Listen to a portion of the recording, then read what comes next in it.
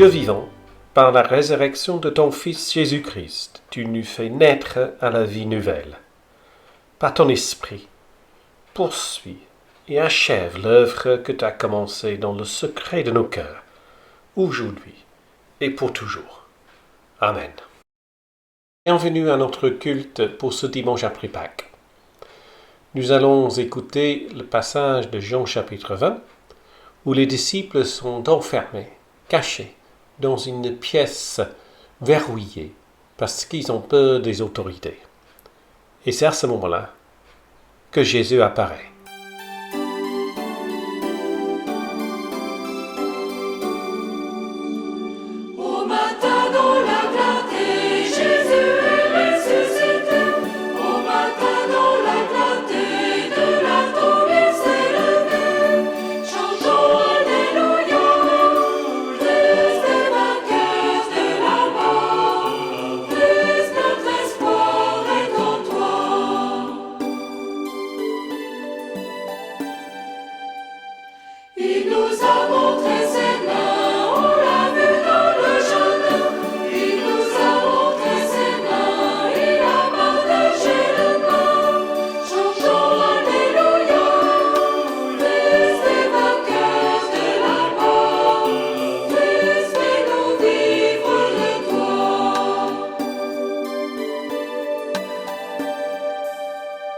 Il nous trace le chemin, il nous donne l'Esprit Saint.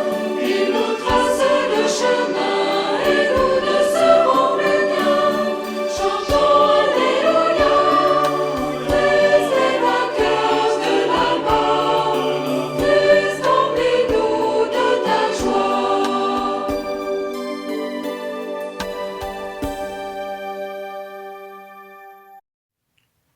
De quel nom pourrions-nous t'invoquer ?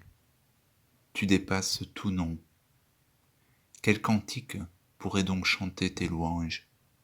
Quel mot pourrait donc parler de toi ? De toi procède tout ce qui est, l'étoile lointaine et le visage de mon prochain. De toi procède tout ce qui vit, tout ce qui respire, sur la terre, dans le ciel, sous nos pieds et dans les mers. Tu es le but de toutes les attentes, de toutes les aspirations silencieuses. Tu es l'objet des gémissements de la création tout entière.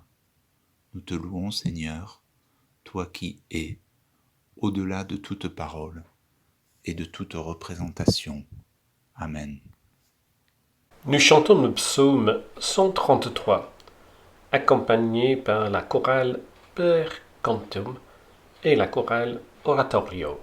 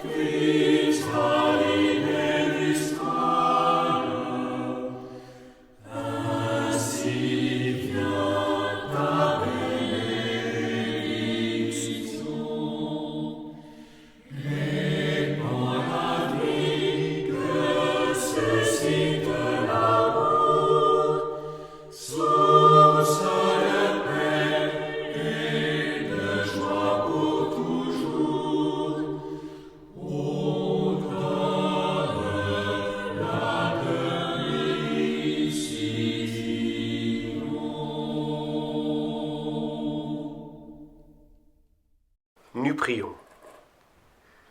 Béni sois-tu, Seigneur notre Dieu. qui fait de nous les témoins de la résurrection de Jésus-Christ. Tu veux que nous proclamions que tu es le Dieu vivant, et nous avons peur de la mort. Tu veux que nous manifestions ta lumière, et nous tâtons dans l'obscurité. Tu veux que nous célébrions le mystère de ta présence, et nous restons prisonniers de nos habitudes. Dieu de vie, écoute.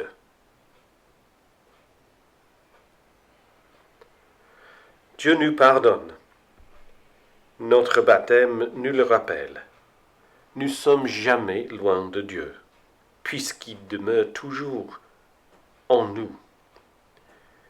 Celui et celle qui met sa confiance en Dieu trouvera sa joie en Jésus-Christ qui est vivant. Amen. Avant d'entendre les lectures bibliques, nous chanterons le 22-6, Parle-moi. Nous chanterons 2 fois. La deuxième fois comme une prière pour recevoir les paroles comme paroles de vie.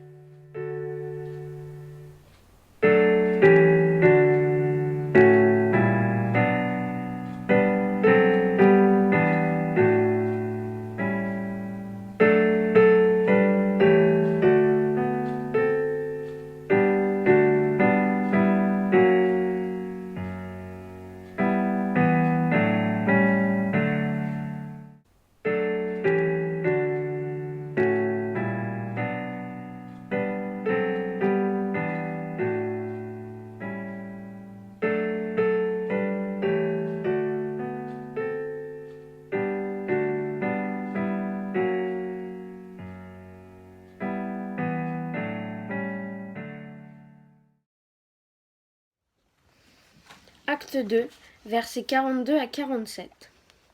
Il s'appliquait fidèlement à écouter l'enseignement que donnaient les apôtres, à vivre dans la communion fraternelle, à prendre part au repas commun et à participer aux prières. Chacun ressentait de la crainte, car les apôtres accomplissaient beaucoup de miracles et de signes. Tous les croyants étaient unis et mettaient en commun tout ce qu'ils possédaient. Ils vendaient leurs propriétés et leurs biens et répartissaient l'argent ainsi obtenu entre tous, en tenant compte des besoins de chacun. Chaque jour, régulièrement, ils se réunissaient dans le temple, ils prenaient leur repas ensemble dans leur maison et mangeaient leur nourriture avec joie et simplicité de cœur. Ils louaient Dieu et se faisaient aimer de tout le peuple, et le Seigneur ajoutait chaque jour à leur groupe ceux qui étaient sauvés.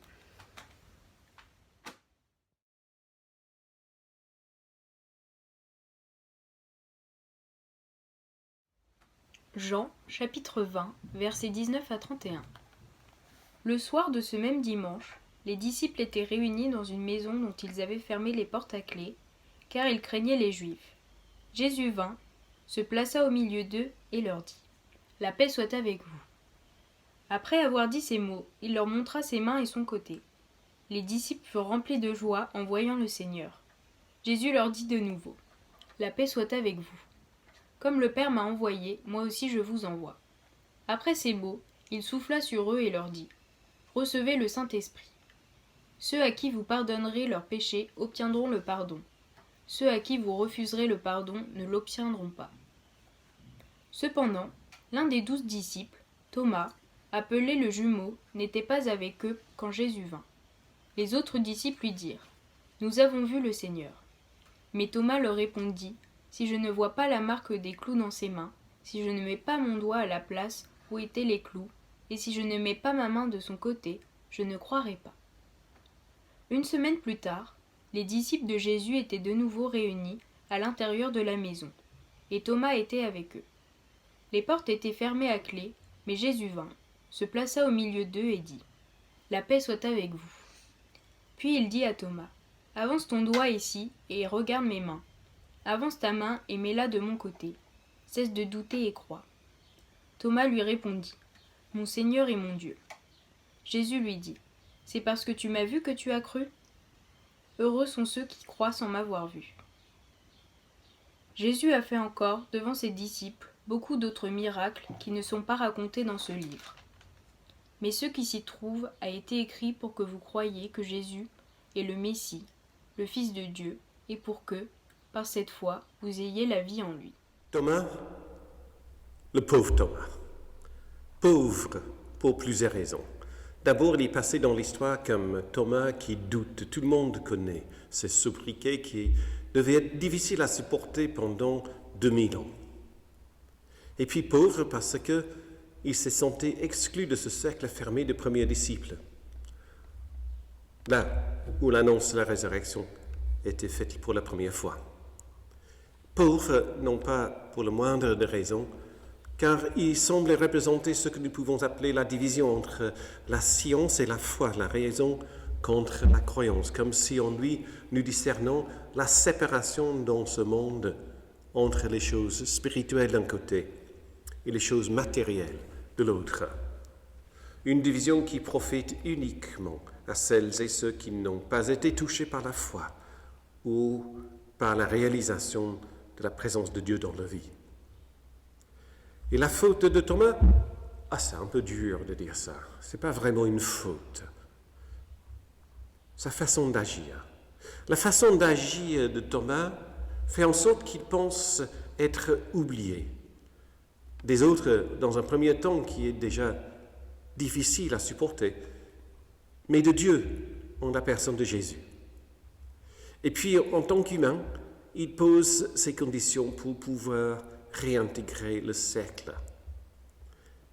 Mais Dieu n'obéit pas aux conditions qu'on lui impose, nous les hommes et les femmes. Dieu ne se laisse pas manipuler par nous. Thomas ne comprenait pas pourquoi il est resté en dehors de la visite de Jésus de la semaine dernière. Pourquoi, lui, disciple de la première heure, il n'a pas eu la révélation de la vie qui jaillit de la tombe, révélation qui semble être réservée uniquement aux autres. Et tandis que le temps passe et rien ne se passe, après tout, une semaine peut sembler très longue, comme nous pouvons constater nous-mêmes. Thomas continue à penser en termes de mort et de frustration. Malgré ses hésitations et doutes, il progresse désormais, car il pose des conditions à Dieu pour que Jésus se manifeste encore une fois. Ces paroles montrent qu'il est toujours habité par le désir de se tenir à la vie et à sa vie. Il dit « Je mettrai mes doigts dans ses côtés », comme si la mort n'existe pas, comme si ce qui est physique peut prouver ce que je veux penser et croire, comme si la foi matérielle peut nous apporter des preuves dont nous avons besoin pour notre vie spirituelle. Et c'est à ce moment-là, au plein milieu de ces doutes, comme pour les disciples de la semaine dernière, le doute qui les a mis en route, c'est à ce moment-là que la vie surgit. Là où il y a Dieu, il n'y a pas de place pour la mort, uniquement pour la vie. Nous aussi ne sommes pas si loin de Thomas, dans ce que nous pensons la plupart du temps. Peut-être je devrais dire « je » plutôt que « nous ». Nous aussi, nous avons du mal à croire pleinement à la vie. Les récits de la résurrection nous proposent une chronologie. D'abord, il y a Jésus vivant, qui parle avec ses disciples, qui marche avec eux sur la terre de Galilée et de Palestine. Puis, il y a sa mort, et en dernier, la résurrection. Mais Dieu appartient à tous les temps, nos temps de joie et de malheur, détresse et de célébration, nos temps d'attente comme nos temps de plénitude. Dieu est là où Dieu est, et la vie. Et la résurrection fait déjà partie de ces temps d'avant. Ce temps de notre vie que nous pensons devoir terminer par la mort est déjà le temps où Dieu règne dans nos vies et où Dieu nous porte par son énergie de vie. Thomas n'a plus besoin de mettre ses doigts dans les plaies pour vérifier si Jésus est vivant ou mort. La mort n'a plus de réalité. Il ne l'a jamais eu. La mort est dépassée et Dieu occupe tout l'espace. Notre lecture chronologique de la vie, la mort et la résurrection de Jésus s'avère de ne pas avoir du sens. Nous lisons aussi notre histoire avec Dieu, comme s'il y eut un temps après un autre temps. Un temps où Dieu n'était pas pour nous. Et puis suivi de ce moment de conversion ou de découverte de la foi.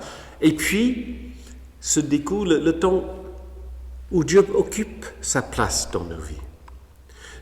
Thomas réalise dans cet instant de rencontre qu'il n'y a jamais eu un temps où Dieu n'était pas. Avec toute la force de soudainement se rendre compte d'une réalité qui était devant lui depuis toujours, il exclame « Mon Seigneur et mon Dieu ».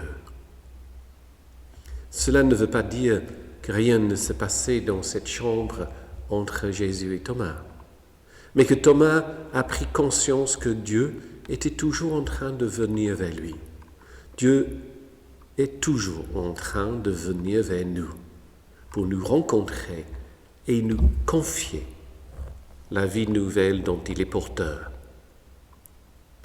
Et c'est pour cela que Thomas est à notre image. Quand nous continuons à construire Dieu à notre image, à la dimension de nos pensées, comme lui, nous dessinons les contours de l'activité de Dieu dans nos vies. On dit, pour les croyants, c'est bien pour ceux et celles qui croient, qui fréquentent les églises et les temples, qui ont eu la chance d'avoir reçu la foi, et nous pouvons continuer de décrire la foi des autres, cette foi qui semble nous échapper. Comme Thomas, nous aussi parfois, nous avons ce sentiment de rejet, de ne pas être inclus dans ce cercle, de sentir laissé par Dieu, de rester sur la ligne de touche. Thomas, pouvait-il penser que Dieu viendrait vers lui sous les traits de son maître, là où il le croyait déjà mort? Thomas, pouvait-il penser qu'il avait encore des choses à découvrir, lui qui pensait tout savoir sur Jésus depuis 3 ans? Et quand il est venu, et quand il vient, Jésus commence par la destruction de tout ce que nous pouvons imaginer de lui. Toutes les images et compréhensions que nous avons soigneusement construites à son sujet. Il vient et il retourne les tables que nous avons dressées dans les parvis de nos temples. Il chasse les images et les idoles que nous avons mis en place dans notre vie de foi. Et il entre pour introduire dans nos vies la notion de la vie éternelle qui est en lui. Et Thomas comprend que dans sa vie, il faut faire place. Car devant le maître de la vie, il n'y a pas de place pour autre chose que la vie. Jusque-là, pendant une longue semaine de doute et d'exclusion, Thomas a fait fausse route. Il croyait être abandonné. Beaucoup de personnes aujourd'hui pensent que Dieu n'existe que pour les croyants, que Dieu leur a donné des pouvoirs supérieurs pour pouvoir croire et pour pouvoir réaliser les choses qui ne sont pas à la portée des autres. C'est un peu comme ça, c'est exactement comme ça qu'on nous invite à lire les récits dans les Actes des Apôtres. L'auteur de ce livre place devant nous les super-hommes et les super-femmes de la foi que rien ne peut arrêter. Ils ont une vie enviable de partage, de communion et de certitude qui sont parmi les élus. Ces personnages du livre des Actes semblent ne pas connaître le doute, la déception et le sentiment d'infériorité. Et nous sommes invités, même plus qu'invités, nous sommes presque obligés de lire ces récits en se posant la question que si nous étions des vrais croyants, nous serions semblables à eux. C'est une erreur profonde que Thomas découvre. Thomas sait désormais que pendant tout le temps de son exclusion, Dieu était avec lui, comme Dieu est toujours et sera toujours avec lui. Alors, pauvre Thomas, mais pas du tout. Il est l'homme le plus riche du monde.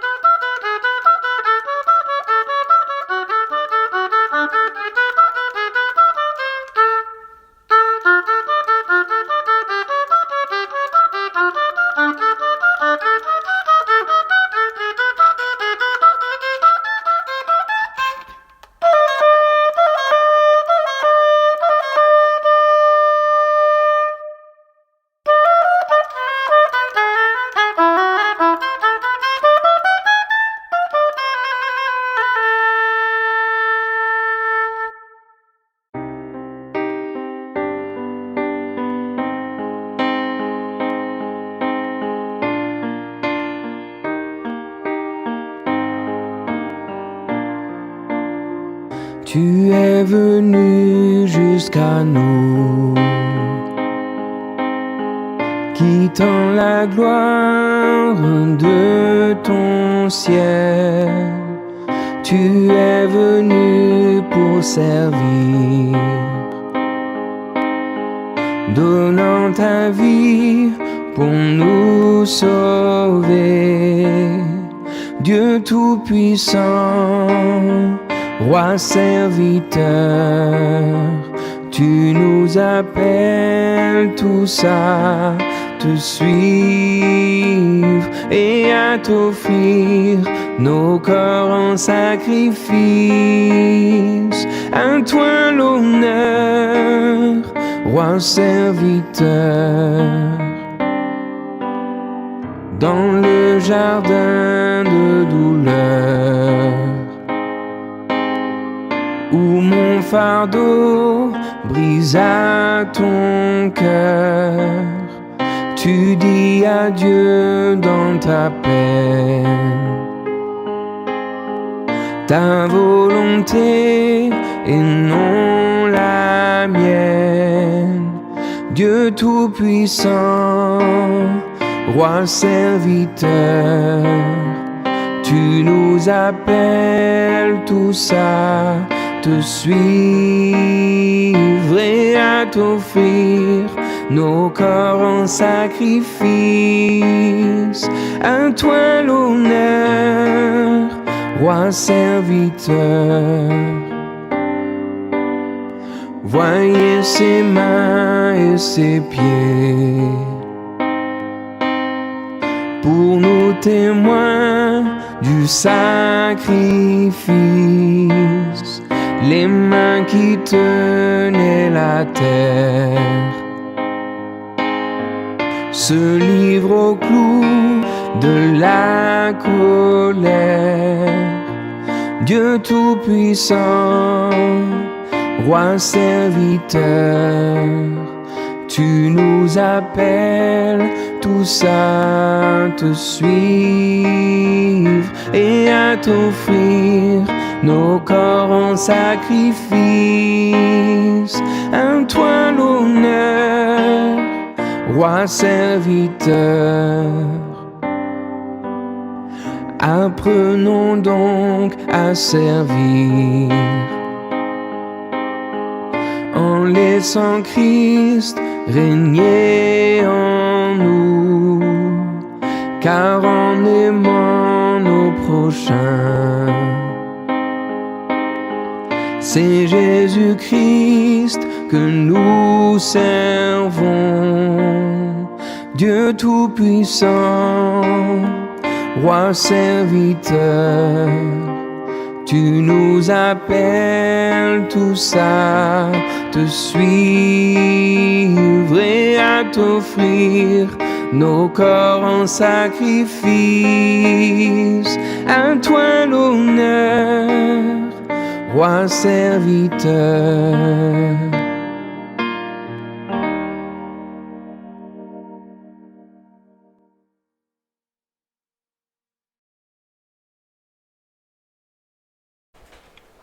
Je crois en un seul Dieu, notre Père le Créateur, qui a pour chacun des projets de vie et de joie.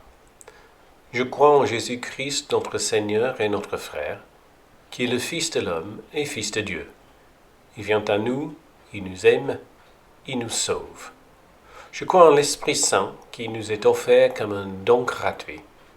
Il appelle la foi et fonde l'espérance véritable.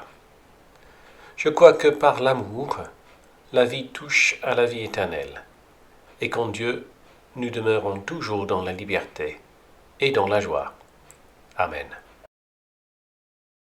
Seigneur, toi qui as été si proche de nous, nous te prions en ce temps de pandémie. Tu as été élevé par Joseph et par Marie, et tu as donné du souci à tes parents. Nous te prions pour les familles en ce temps de confinement. Qu'elles soient et qu'elles restent des espaces de parole et de vie, des refuges où chacune et chacun se découvre inconditionnellement aimé. Tu as été invité à des noces à Cana et la fête a pu continuer alors que le vin manquait. Nous te prions pour tous les couples qui avaient prévu de belles fêtes pour célébrer leurs unions et qui se trouvent déçus de devoir ajourner leur cérémonie. Tu as été touché et tu as touché le lépreux qui criait son exclusion. Nous te prions pour celles et ceux qui se sentent abandonnés, pour celles et ceux qui sont seuls à l'hôpital face à la maladie et qui ne peuvent pas voir leurs proches. Nous te prions pour celles et ceux qui seraient stigmatisés comme porteurs de la maladie. Tu es allé à la rencontre de Marthe et de Marie dans leur deuil. Nous te prions pour celles et ceux qui ont perdu un être aimé et qui se battent contre le vertige du silence et de l'absence dans des conditions si particulières. Tu as lavé les pieds des disciples rassemblés pour ton dernier repas. Nous te prions pour celles et ceux qui se mettent au service des autres, qui ont le courage de s'agenouiller devant le prochain. Et bien sûr, nous te prions particulièrement pour tous les soignants, infirmières, médecins, aides-soignantes et tous ceux qui travaillent dans l'ombre, femmes de ménage, éboueurs, pompiers, ambulanciers. Tu as dit à Thomas, « Heureux ceux qui n'ont pas vu et qui ont cru. » Nous te prions pour notre peu de foi qui bien souvent nous pousse au repli sur nous-mêmes et à la peur. Aide-nous à regarder plus haut, plus loin. Tu as dit à tes apôtres que c'est l'amour qu'ils auront les uns pour les autres qui sera le véritable signe distinctif des disciples. Nous te prions donc pour notre Église et pour toutes celles et tous ceux qui te suivent, que l'amour soit la motivation de toutes nos actions.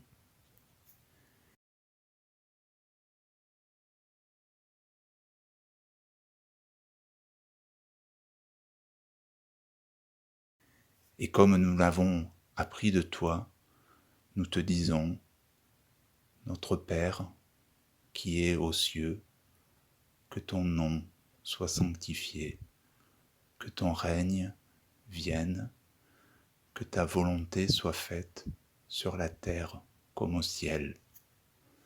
Donne-nous aujourd'hui notre part de pain, pardonne-nous nos offenses, comme nous pardonnons aussi à ceux qui nous ont offensés, et ne nous expose pas à la tentation, mais délivre-nous du mal.